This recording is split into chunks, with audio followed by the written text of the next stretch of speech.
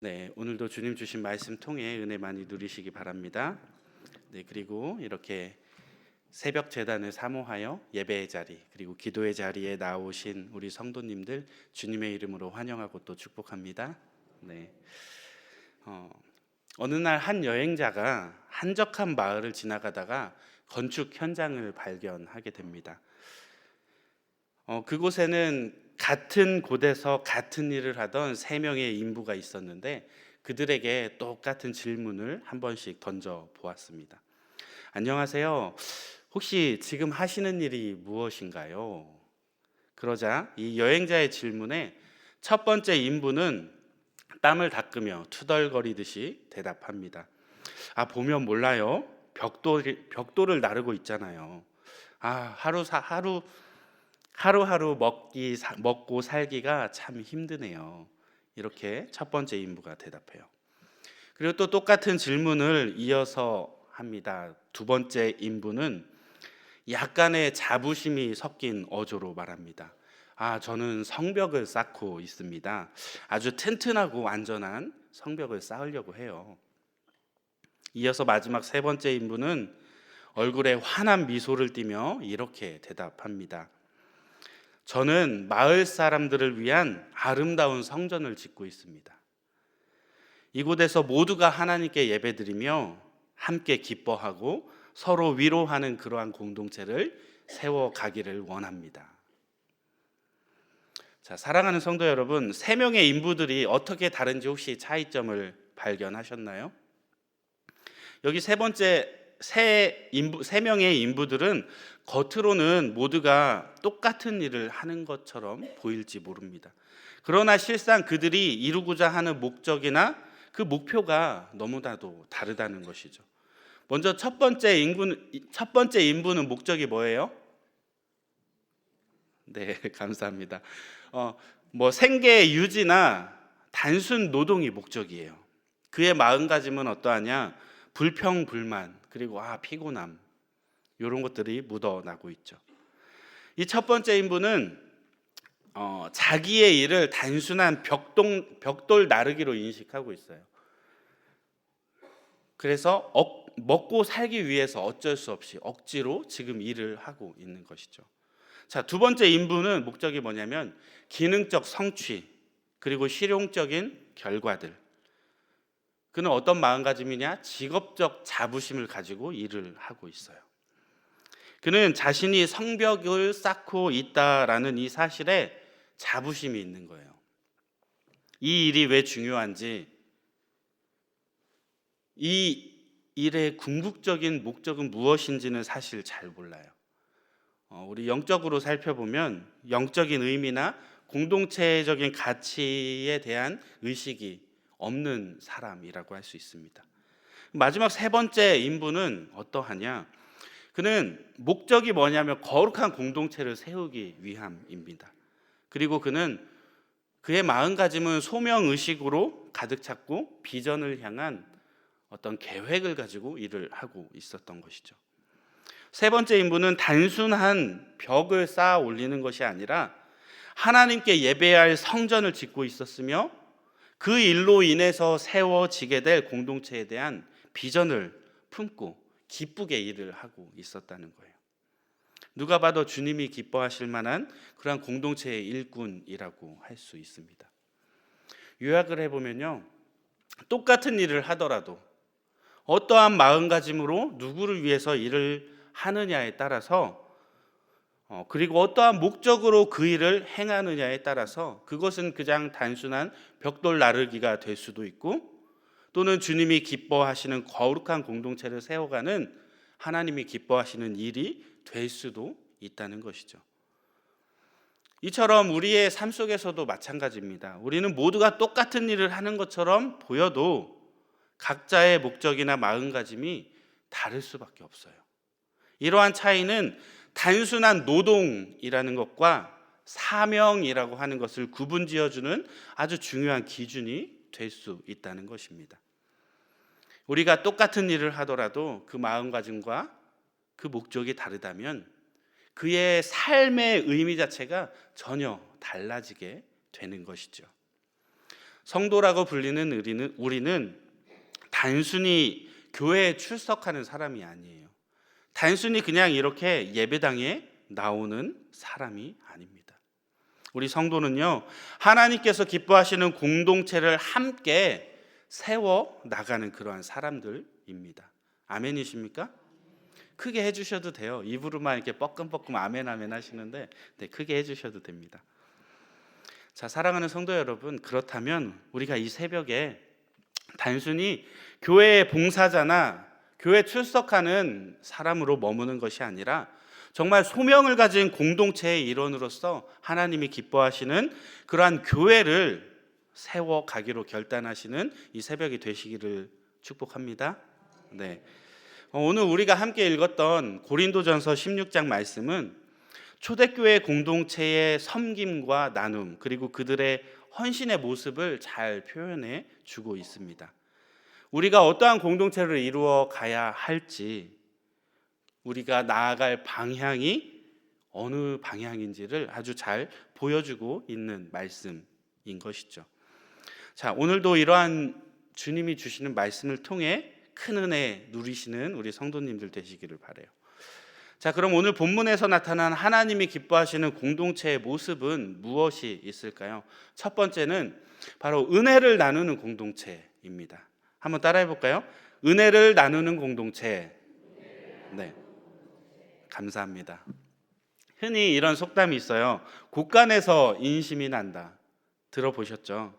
이게 무슨 말이냐면 내가 뭔가 있어야, 가져야 나눌 수 있다는 표현입니다.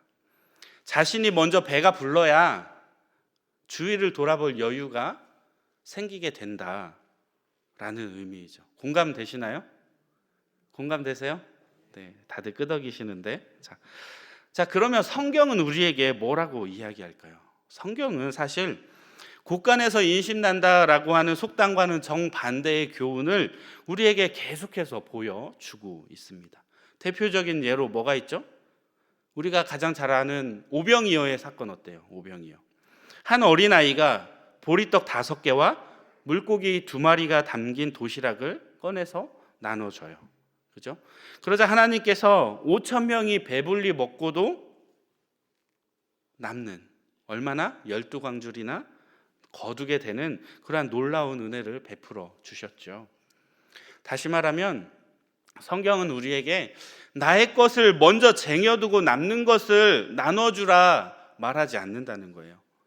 우리가 없는 상황 가운데에서도 그것을 먼저 다른 사람과 나눌 때, 다른 성도와 나눌 때 오히려 하나님께서 넘치도록 채워주시는 그러한 은혜를 우리에게 부어 주신다는 것입니다. 왜 그래요? 그것이 바로 우리 또한 이처럼 은혜를 나누는 공동체를 이루어 가라는 하나님의 마음이 이 성경에 담겨 있기 때문이에요. 하나님이 우리에게 원하는 거, 나의 것 먼저 쟁여두고 내가 많이 누린 상태에서 그제서야 주변을 돌아보라는 것이 아니라 우리가 먼저 내가 부족하더라도 나의 것을 내어놓을 수 있고, 나의 것을 내가 받았던, 내가 누렸던 조그만 은혜가 있더라도 그 은혜를 먼저 나눌 수 있어야 한다는 것입니다. 오늘 본문으로 다시 돌아가서 오늘 본문 1절, 2절을 우리 함께 읽어볼게요. 1절, 2절 시작. 성도를 위하는 연보에 관하여는 내가 갈라디아 교인들에게 명한 것 같이 너희도 그렇게 하라. 매주 첫날에 너희 각 사람이 수입에 따라 모아두어서 아멘. 바울은 이 고린도 교회가 분열되어 아파하는 모습을 보면서 매우 안타까운 마음이 들었던 것 같아요. 그래서 이 고린도 교회 성도들이 다시금 하나 될 수 있는 방법을 이들에게 제시해 주고 있습니다. 이들이 다시 연합하고 다시 하나 될 수 있는 방법, 그것은 바로 나눔이었습니다. 각자의 생각에 따라 교회를 나누지 말고 각자의 욕망에 따라 편을 가르지 말고 하나님께서 나에게 주신 은혜가 무엇인지를 먼저 살피고 그 은혜에 감사하며 내가 받았던 은혜를 나누어 주는 그러한 교회가 되라고 권면하고 있는 것입니다. 특히 방금 읽었던 본문 1절, 2절을 보면 사도 바울이 이 일을 위해서 이 흉년으로 어려움을 겪고 있던 이 예루살렘 교회를 돕기 위한 프로젝트를 진행합니다. 어느 특별한 날에 한 번만 할 것이 아니라 매주 첫날 미리 이것을 모아서 준비를 하라고 권면하고 있는 것입니다. 왜일까요? 왜냐하면 이러한 사도 바울의 권면에는 이 교회 공동체가 은혜를 나눌 때 연간 행사처럼 그냥 이벤트로 하지 말고 언제든지 항상 이러한 은혜를 나눌 준비가 되어 있어야 한다는 것입니다. 우리 한번 따라해 볼까요? 언제든지 은혜를 나눌 수 있어야 합니다. 언제라도 어떠한 상황에도 은혜를 나눌 수 있어야 합니다. 네, 감사합니다. 이것이 바로 바울이 말하는 나눔의 첫 번째 원리입니다. 첫 번째. 자, 그럼 두 번째 원리도 있겠죠. 두 번째 원리는 뭐냐면 누구든지 은혜를 나눌 수 있어야 한다는 것입니다. 우리 이것도 한번 해볼까요? 누구든지 은혜를 나눌 수 있어야 합니다. 아멘. 사실 예루살렘 교회는 고린도 교회보다 더 큰 교회였어요. 고린도 교회는 예루살렘 교회보다 작은 교회였을 뿐 아니라 이방인들이 모여 있던 그러한 공동체입니다. 그렇기 때문에 은혜를 나누는 일이 이 예루살렘 교회가 고린도 교회를 돕는다면 몰라도 고린도 교회가 예루살렘 교회를 돕겠다라고 하는 것은 어떻게 보면 거꾸로 된 것처럼 뭔가 이상하게 보일 수 있다는 거예요. 지금 저희 교회로 따지자면 옆에 있는 작은 교회가 막 저희 교회를 돕겠다고 헌금을 막 우리 교회로 보내오고 이러는 상황인 거죠. 좀 이상해 보이나요? 자, 우리 눈으로 볼 때는 이상해 보일 수 있어요. 그런데 하나님이 주신 이 은혜를 나눔에 있어서는 사실 큰 교회, 작은 교회가 따로 있지 않다는 거예요. 그렇기 때문에 은혜를 나누는 일이 큰 교회만 감당할 일도 아니고 작은 교회라고 해서 무조건 받기만 해야 한다는 것도 아니라는 것입니다. 왜냐하면 교회가 무작정 크다고 해서 은혜가 넘쳐나는 것도 아니고 교회가 작다고 은혜가 없는 것이 아니기 때문이죠. 그렇기 때문에 이러한 나눔은 특정한 교회만 감당해야 할 일이 아니라 이 땅에 있는 모든 교회가 받은 은혜를 나누는 일에 앞장서야 한다는 거예요. 단순히 앞장설 뿐 아니라 이것을 항상 생활화해야 한다는 거예요. 매주 첫 주가 되면, 첫째 날이 되면 아주 자연스럽게 이러한 것들을 했듯이 항상 생활화되어야 한다는 것이죠. 사랑하는 성도 여러분, 우리가 알다시피 율법은 두 가지로 정리돼요. 뭐죠? 첫 번째는 하나님 사랑, 두 번째는 이웃 사랑입니다. 하나님을 사랑하고 이웃을 사랑하는 일에 사실 크고 작음이 아무런 문제가 되지 않는다는 거예요. 큰 교회나 작은 교회나 큰 사람이나 작은 사람이나 저처럼 등치가 큰 사람이나 작은 사람이나 많이 가진 사람이나 갖지 못한 사람이나 이런 것이 문제되지 않는다는 거예요. 그저 내가 받은 은혜, 내가 받은 사랑, 내가 받은 그 무언가를 그 은혜를 나누는 교회가 되어야 하며 그것은 언제든지 항상 도움을 줄 수 있는 교회가 되어야 한다는 것입니다. 사랑하는 여러분, 우리는 언제든지 항상 은혜를 나눌 수 있어야 합니다. 또 누구든지 은혜를 나눌 수 있어야, 나눠야 한다는 것입니다. 오늘도 이러한 나눔을 통해 하나님의 마음을 기쁘게 하는 그러한 공동체를 세워가는 여러분들 되시기를 바라요. 자, 또 계속해서 하나님이 기뻐하시는 공동체는 어떠한 모습이 있느냐? 두 번째는 섬김이 생활화된 공동체라는 거예요. 자, 이것도 해볼게요. 섬김이 생활화된 공동체.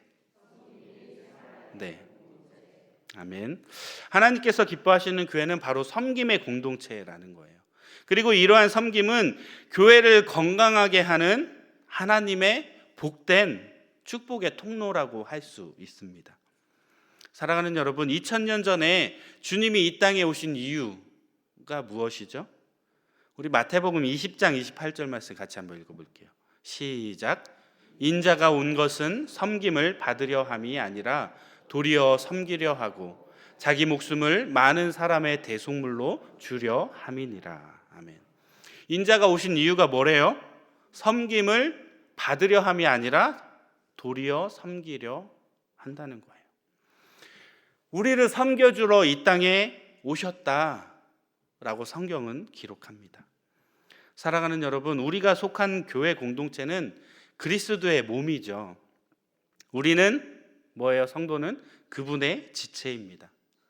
그렇기 때문에 모든 교회는 섬김의 아이콘인 우리 주님을 본받고 그리고 그분을 본받은 그 마음으로 누군가를 섬기며 세워가야 한다는 것입니다. 이러한 관점에서 본다면 이 고린도 교회의 분열과 아픔은 다른 사람을 섬기기보다 자기가 높아지려 했기 때문에 일어났던 분열이고 그 때문에 겪게 되었던 상처라고 볼 수 있습니다. 건강한 교회의 척도는 다름이 아니라 섬김의 모습에 있다 해도 과언이 아니라는 것이죠.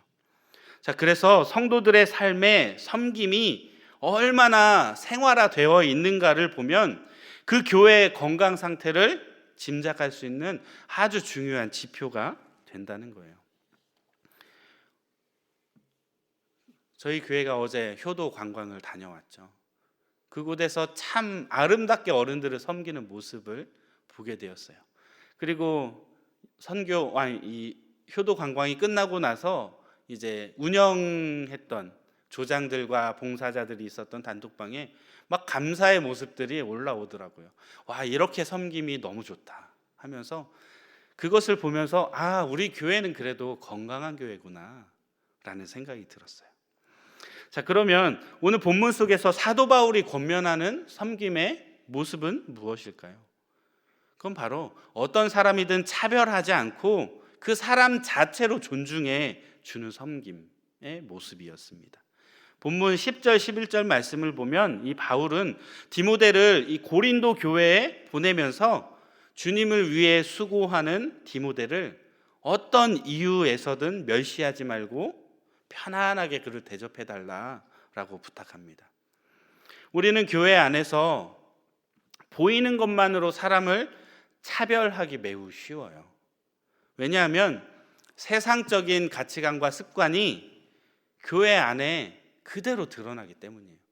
우리가 가지고 있는, 성도들이 가지고 있는 세상적 가치관, 세상적 습관들이 고스란히 교회 안에서 드러날 때 그 가치와 그 기준으로 누군가를 차별하는 모습이 너무 쉽게 우리 눈에 띈다는 것입니다. 우리는 교회 안에서 차별하지 않고 하나님이 기뻐하시는, 하나님이 소중하게 여기는 한 영혼으로 누군가를 대해야 한다는 것이죠. 교회 안에서 여러 그룹을 나누어 보면 다양한 분야의 사람들이 있고 다양한 기준의 사람들이 있어요. 그런데 이러한 구분도 자칫하면 차별이 될 수 있고 그 차별은 다툼과 분열을 초래하게 된다는 것이죠. 사랑하는 여러분, 우리 교회 안에 이런 분은 없겠지만 세상에서 권세를 가지고 있다고 해서 그분을 높여준다거나 약한 사람이라고 해서 업신 여기면 돼요? 안 돼요? 안 되죠. 왜냐하면 하나님 앞에 우리는 모두 형제요, 자매요, 그리고 평등한 관계이기 때문입니다. 이 시간 우리가 기억해야 할 것이 있다면 섬김은 교회의 상징과도 같다는 거예요. 서로 존중하며 평안한 가운데 주님의 은혜를 나누고 그리고 서로 간의 섬김으로 하나 되는 공동체를 세워갈 때 우리 주님이 그 모습을 기뻐하신다는 것입니다. 자, 그러면 오늘날 우리 교회가 속한 모습, 그리고 우리의 모습은 어떠합니까? 은혜와 사랑을 나누기보다 자기 욕심만 채우는 기복신앙은 아닌지 우리 스스로 돌아보아야 합니다. 그리고 항상 하나님이 주신 은혜를 먼저 나누고 먼저 섬기는 이러한 섬김이 몸에 배어지도록, 그것이 생활 습관화 되어지도록 우리가 노력해야 한다는 것입니다. 그럴 때 우리 교회는 비로소 건강한 공동체가 될 것이며 세상에서 빛과 소금의 역할을 감당하게 됩니다. 제가 말씀 한 절을 보고 오늘 말씀을 마무리할게요. 14절 말씀인데요. 우리 같이 한번 읽어볼게요. 시작. 너희 모든 일을 사랑으로 행하라. 아멘. 사랑하는 여러분, 교회는 그리스도 예수 안에서 서로 섬기며 든든히 세워져 나가야 합니다. 섬김이 힘들고 지치면 이 공동체는 더 어려워지게 됩니다. 그런 때일수록 우리가 서로를 사랑으로 격려하며 그리고 이 사랑을 바탕으로 하는 순종함으로 그 힘을 보태 주셔야 합니다. 그리고 나아가 서로 인정하고 서로 마음껏 칭찬해 주어야 합니다. 이렇게 함으로 우리가 주 안에서 더욱더 든든히 세워지는 공동체를 이루어 갈 수 있는 것이죠. 오늘 여러분들 성전을 떠나기 전에 주변 사람들 칭찬 하나씩 해주시기 바라요. 그리고 오늘 만나는 사람들마다 칭찬 한 가지씩 해보시기를 바라요. 그러면 분위기가 얼마나 좋아지고 공동체가 얼마나 단단해지는지 모릅니다. 사랑하는 여러분, 우리가 이렇게 함으로 하나님이 기뻐하시는 주 안에서 더욱 든든히 세워지는 공동체를 이루어가는 저와 여러분들이 다 되시기를 주님의 이름으로 축복합니다. 우리 시간 함께 기도할 텐데요. 이 새벽에 귀한 걸음하신 우리 성도님들, 이 복된 시간에 허투루 왔다가 허투루 가는 것이 아니라 정말 이 말씀을 통하여 우리가 서로 은혜를 나누고 섬김의 공동체를 세우며 우리의 삶 속에서 천국을 일구어 가시는 복된 그리스도인들 되게 해달라고 이 시간 결단하며 주님 앞에 나아가겠습니다. 다 같이 기도합니다. 사랑해 주님 감사합니다. 오늘도 귀한 한날 허락해 주셔서 우리가 호흡하며 살아가게 하시니 감사를 드립니다.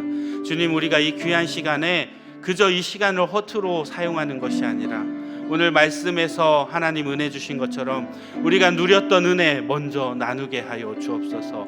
우리가 받았던 사랑, 섬김으로 공동체를 세우게 하여 주옵소서.